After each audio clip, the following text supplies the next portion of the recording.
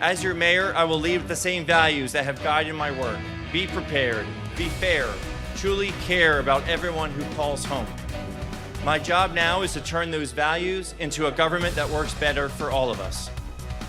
A new chapter in Annapolis history. Democrat Jared Littman is the city's 138th mayor, and this morning we hear about how he plans to lead the capital city forward. And hi everyone, I'm Jason Newton. Welcome to 11 TV Hill. Jared Littman earned a decisive victory in Annapolis' mayoral election, and he's not a new face to local politics there. From 2013 to 17, Littman served as the alderman for Annapolis' Ward 5, but a politician is just one piece of his resume. Littman is also a former engineer. He's a lawyer, also owns K&B Ace Hardware with his wife there in town. And like any city, Annapolis is multifaceted. Crime, of course, always a top concern. So was climate resiliency and the strength of the economy, along with the U.S. Naval Academy. And joining us now to discuss his priorities for the city of Annapolis, Mayor Jared Littman. Thanks for coming by. Good to see you, sir. Congratulations.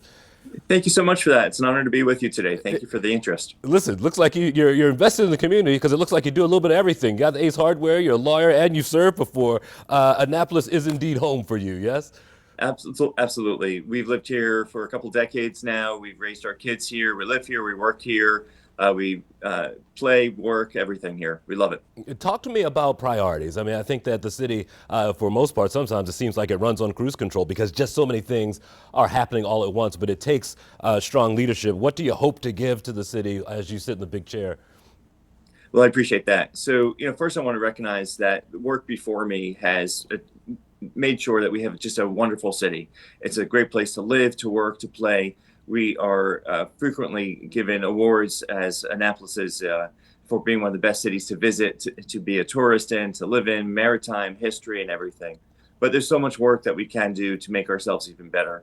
We have this massive engineering project. We refer to it locally as the City Dock Project. We need to get that done to make sure our city stops flooding so frequently as it's been increasing. We need to look at how our backbone of our city government works. So core services, HR, finance, law office, all those core services that all the public-facing departments rely on to be successful. And so there's a lot of work for improvement to make sure that we're running efficiently and productively for our residents. Yeah, and you wasted no time really getting to work, an issue because, listen, Annapolis isn't a secret anymore, so people come, they want to stay there, and these short-term rentals became something almost like the first day of business you came in to talk about. What is the concern with those rentals when it comes with integrating it with people who live there full-time? So I do see a value to having some short-term rentals if you're traveling as a family and you want to have that lifestyle, and that's great. I'm not trying to get rid of all short-term rentals. But our residents absolutely have expressed the concern that these short-term rentals impact the quality of their neighborhood, that they don't have true neighbors. There's also a housing crisis across the country, across Maryland, and certainly in Annapolis as well. And so the proliferation of these short-term rentals mean that we have less housing stock as well. So I proposed a moratorium along with my colleague, Alderwoman O'Neill, and our goal is to stop issuing new licenses until we can ensure that we're having productive enforcement, effective enforcement, and getting a handle on how many and how dense the STRs are in our neighborhoods. I've seen the county and Annapolis do a lot of things to handle some of the symptoms of crime. I've seen gun locks being in libraries. I've seen you done some of the Narcan, what do you call them, vending machines through the county as well. What are some things you're hoping to do to stop some of the symptoms so that then the crime numbers come down as well? So the previous administration started some really good programs, violence interruption programs. We absolutely will be working with our county as well. Our county has certainly more resources and they have violence interruption programs as well.